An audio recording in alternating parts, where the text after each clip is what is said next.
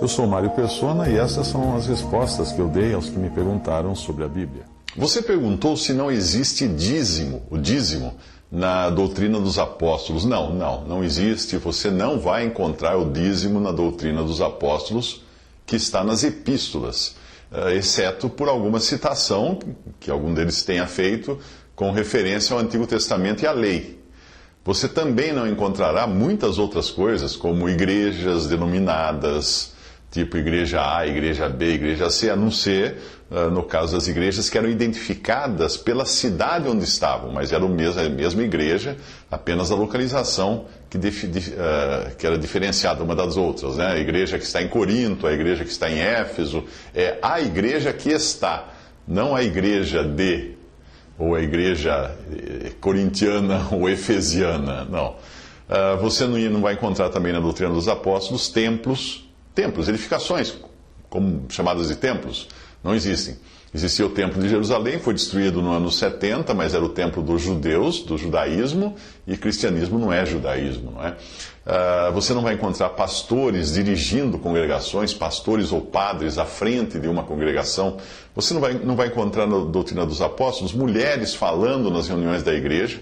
Você também não vai encontrar altares, música instrumental na adoração, corais, homílias, aquele papelzinho já com todo o programa do que vai ser falado numa reunião. Você não vai encontrar danças, não vai encontrar ensaios de uma reunião. Não existe também dias santos ali na doutrina dos apóstolos. Escolas de teologia, faculdade de teologia também não tem. Clero não tem, um clero distinto de leigos não tem. Roupas especiais para clérigos, você não vai encontrar aquele colarinho branco, não existe isso na doutrina dos apóstolos. Cadeiras diferentes para certas pessoas do clero, as cadeiras mais altas, grandes na frente, não tem isso também.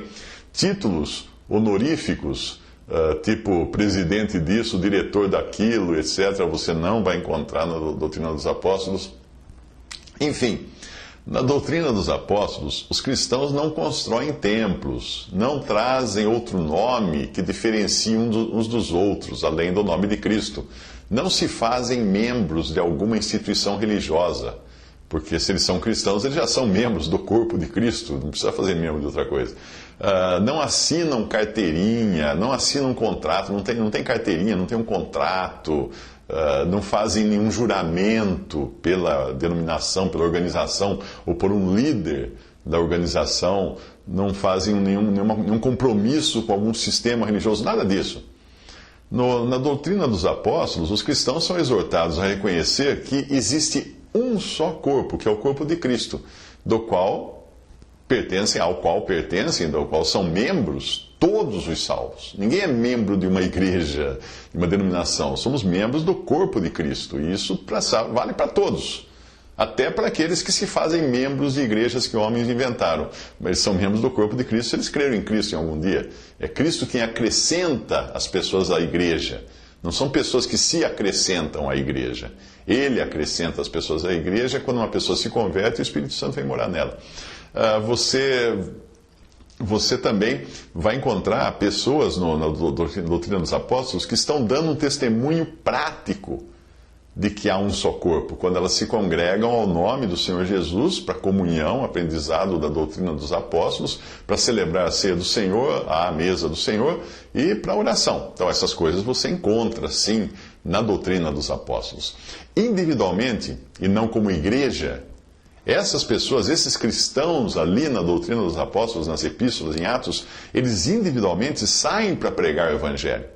Mas não são capacitados para isso por alguma escola de teologia e nem enviados por alguma junta de missões ou por alguma liderança, mas eles são enviados pelo Espírito Santo. Eles são enviados pelo Espírito Santo. Deus coloca no coração deles e saem para pregar o evangelho. Vão onde estão os perdidos. Eles nunca saem na obra do Senhor pedindo dinheiro para os irmãos. Jamais. Você não encontra isso na doutrina dos apóstolos. Não vão pedir dinheiro para ninguém para fazer a obra, porque a obra é do Senhor. Quem vai prover é o Senhor. E se o Senhor não estiver dando o suficiente para aquela pessoa sair na obra, então não é para ela sair na obra.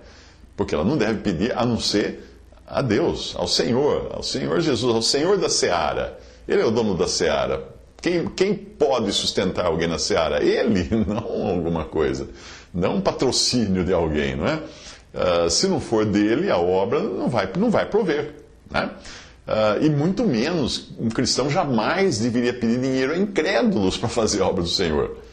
Cristãos também, na doutrina dos apóstolos, os cristãos não promovem partidos políticos e nem apoiam candidatos políticos. Você já viu isso, encontrou isso em algum lugar do Novo Testamento, em Atos e nas cartas? De jeito nenhum, pelo contrário. Eles caminhavam, os cristãos, fora de à margem de todo o sistema político. Porque o cristão não tem nada a ver com esse mundo. O cristão é um cidadão celestial que está momentaneamente vivendo na Terra, que é um planeta que não lhe pertence. O cristão não tem nada a ver com a Terra, porque não é aqui a cidade dele. E nem se ilude, né? Nem deve se iludir em transformar este mundo num mundo melhor. Porque o cristão sabe qual é o destino desse mundo. Ele sabe que o príncipe desse mundo é Satanás. Ele sabe que esse mundo está destinado ao fogo. Ele sabe que aqui ele tem que andar para Cristo, claro, amando as pessoas, ajudando as pessoas, intercedendo pelas pessoas, orando por seus irmãos em necessidades, em dificuldades, e orando pelos incrédulos, não para que eles tenham uma vida boa, mas para que se convertam, não é? Mas antes que você fique animado com a ideia de não existir exigência do dízimo na doutrina dos apóstolos, que foi essa a questão inicial disso que eu estou falando, saiba que a beneficência é, sim, estimulada na doutrina dos apóstolos. Porém, não no sentido de se sustentar um pregador rico, um pastor que viaja de avião a jato particular, não. É no sentido de socorrer os mais pobres, os enfermos, prover para aqueles que se dedicam ao trabalho no Evangelho. Aí sim, não aquele que está na obra, realmente, sinceramente na obra do Evangelho, não para ficar milionário. No princípio da igreja, os primeiros cristãos até chegaram a ter tudo em comum. Mas isso, com o tempo e a ruína que se instalou no testemunho cristão, mostrou-se impraticável. Porque logo, lá em Atos mesmo, Atos, é sempre bom entender, Atos não é um livro doutrinário, Atos é um livro de atos. Qual era o comportamento dos apóstolos e dos discípulos nos primeiros dias da igreja. Então, ali a coisa varia.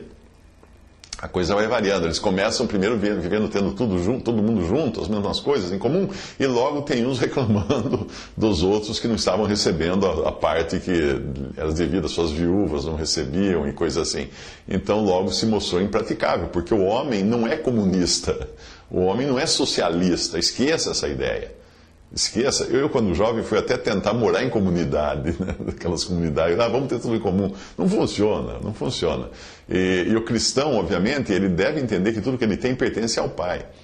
Ele é um mordomo, então ele vai praticar essa mordomia detectando onde existem as necessidades, seja de irmãos passando necessidade, seja de irmãos na obra do Evangelho, na obra do Senhor, onde quer que ele achar, ele vai então usar dessa mordomia.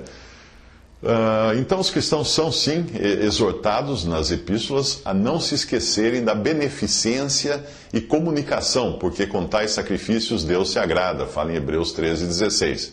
Também são aconselhados ali a não para praticar caridade para receber salvação. Existem algumas religiões que a caridade é para você eliminar o seu karma, você ser salvo, mas isso aí é uma barganha, né?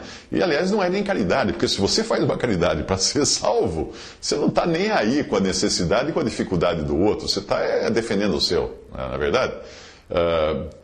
Um crente em Cristo, ele não faz caridade para receber a salvação, porque a salvação ele já tem. Ele recebeu por graça, pela fé em Cristo.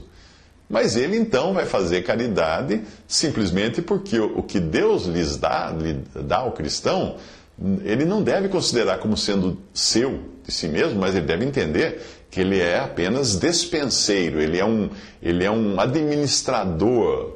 O despenseiro é o responsável pela despensa, aquele lugar que a gente guarda os alimentos. O despenseiro é aquele que vai tirar da despensa as coisas que vão usar para cada dia. Ele é muito cuidadoso na maneira como ele despensa ou usa as coisas da despensa. Então esse é o cristão. O cristão, ele vai distribuir o que Deus lhe dá com sabedoria e também para suprir as necessidades da obra e do povo de Deus. Esse é o objetivo dele. Assim como o Senhor Jesus foi liberal ao extremo, dando a sua própria vida por nós, o Espírito Santo, através dos apóstolos, exorta os cristãos a fazerem isso. Diz assim: portanto, tive por coisa necessária, Paulo escrevendo, exortar esses irmãos para que primeiro fossem ter convosco e preparassem de antemão a vossa bênção, ou seja, a vossa beneficência, já antes anunciada, para que esteja pronta como bênção, como beneficência, e não como avareza. E digo isto, que o que semeia pouco, pouco também ceifará, e o que semeia em abundância ceifará. 2 Coríntios 9, de 5 a 6. Ou seja, Deus percebe aquele que está ganhando para guardar ou para ficar rico, e percebe aquele que realmente ganha para prover para a obra de Deus, para os irmãos necessitados, para as coisas de Deus. E ele vai fazer prosperar se ele percebe que tem um que está fazendo isso. Ao contrário da lei, quando o israelita era obrigado a dar uma porcentagem fixa do que ele ganhava, o cristão é diferente. Para ele é dito que cada um contribua segundo propôs no seu coração, não com tristeza ou por necessidade, porque Deus ama ao que dá com alegria. E Deus é poderoso para fazer abundar em vós toda a graça, a fim de que, tendo sempre em tudo toda a suficiência, abundeis com toda a boa obra. Conforme está escrito, espalhou, deu aos pobres, a sua justiça permanece para sempre. 2 Coríntios 9, de 7 a 9, leia lá na sua Bíblia, e você vai ver que não tem nada a ver. Às vezes eu recebo e-mails de pessoas dizendo que estão devendo para todo mundo, e está dando dízimo para a igreja. Mas que dízimo é esse? Dízimo emprestado, então? Então é dízimo de dívida? Pagando juro para dar o dízimo? O que é isso? Não é assim que funciona. Deus não vai fazer você tirar do que não tem, mas você vai tirar do que você tem para prover, não para sustentar algum malandro que se diz pastor e pede dinheiro para manter a sua vida de marajá, não.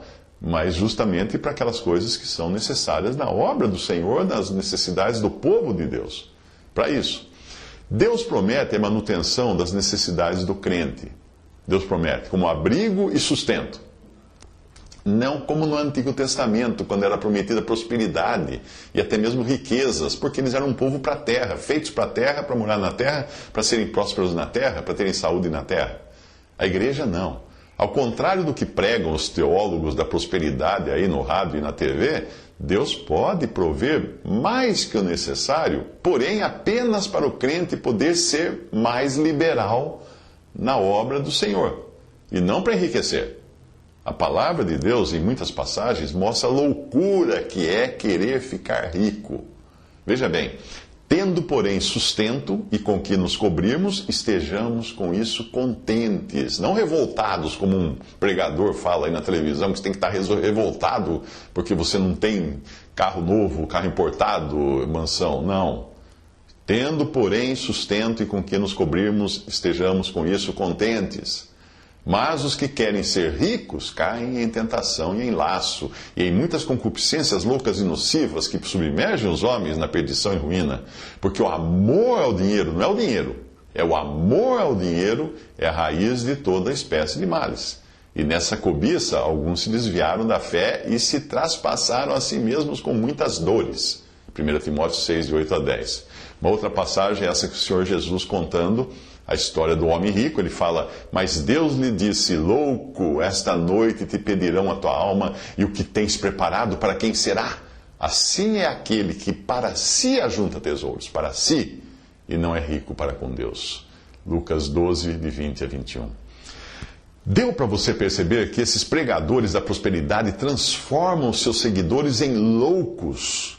Porque o Senhor Jesus falou assim, louco, para aquele homem que queria destruir seus celeiros, fazer outros maiores, para ficar cada vez mais rico e achar que nisso estaria a sua segurança. Louco! Então esses pregadores da prosperidade transformam os seguidores em loucos, para que caiam em laço, para que caiam em perdição, para que caiam em ruína, para que se desviem da fé e se traspassem com muitas dores. É tudo isso que fala a passagem que eu li. Toda a provisão do crente vem de Deus, Ora, aquele que dá a semente ao que semeia, também vos dê pão para comer, e multiplique a vossa sementeira e aumente os frutos da vossa justiça. Mas essa provisão que vem de Deus vem com um propósito muito definido. Veja qual: para que em tudo enriqueçais para toda a beneficência. Enriquecer para a beneficência. Enriquecer para ajudar, para prover para os outros e para a obra de Deus. Para que em tudo enriqueçais para toda a beneficência, a qual faz que por nós se deem graças a Deus.